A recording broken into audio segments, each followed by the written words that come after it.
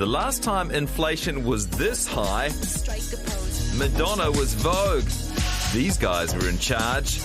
And you could get a feed of KFC for under $3. Crazy combos from just $2.95. Just like in 1990, we're feeling the pinch, which is more like a punch in the guts for some.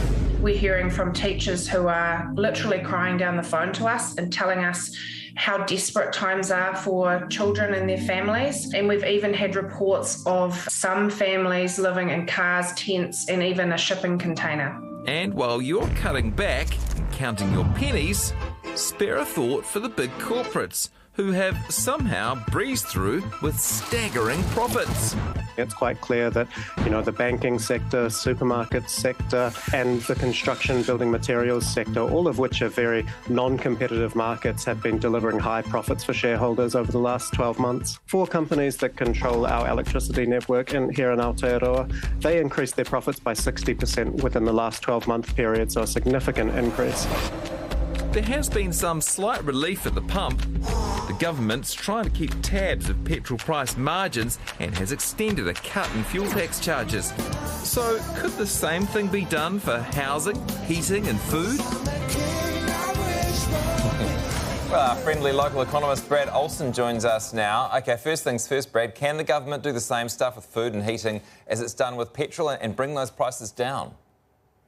I mean, it could look to do that, but realistically, that's probably the wrong choice. Remember that currently that fuel tax subsidy that's on at the moment costing us $1 billion. At the same time, we apparently can't find enough money for nurses. More importantly, that tax cut is currently completely untargeted, meaning that the people that need the support the most are getting the exact same support as those who don't need it at all and are earning enough. So realistically, very expensive policy, completely untargeted, not getting to the right people. I wouldn't go down that path myself. Well, what does targeted help look like? Realistically, you should be looking at those who need it the most, those on the lowest incomes getting money directly into their accounts. Now, you can do that either with the likes of through MSD, those on benefits already needing more support, or if you want to, again, targeting those on lower incomes with some sort of tax-back scheme, sort of like what the government's done with the cost of living payment, but probably a lot more targeted rather than going to 2.1 million Kiwis. That's a pretty broad targeting that they've looked at there. Now, we've heard that corporate profits are up. How do we get some of those dollars to trickle down to the normal people?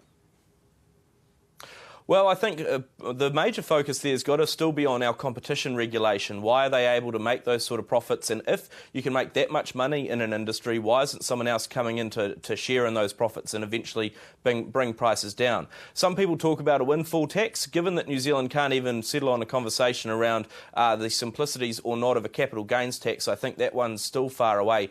Recognising as well, though, Guy, that as much as people are still making profits now, they also made them over the last 10 years when inflation wasn't a problem. So I think we've got to be careful about looking for a solution to a problem when that connection doesn't really exist quite as much in reality. Hey, Brad, for families who are just managing to hang in there at the moment, how much longer are they going to have to wait before it starts to get better? Look, it's pretty challenging news on how long inflation is going to stick around.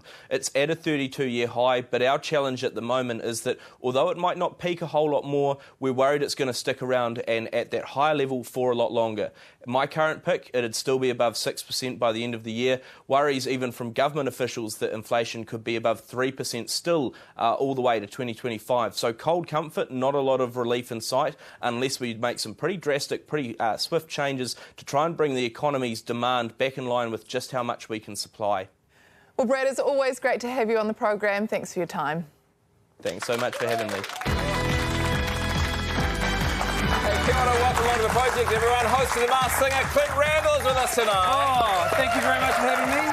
Thank you, making his debut in this seat, in the beautiful suit. Yeah, it's Petty Gowers, so thanks, Petty. Raided the old wardrobe. Yeah. Have you noticed this cost of living? I filled up on the way to Cambridge a couple of days ago. I just got back today. And $302 the cost to fill up. I actually legitimately checked under the car to see if it was leaking. Yeah.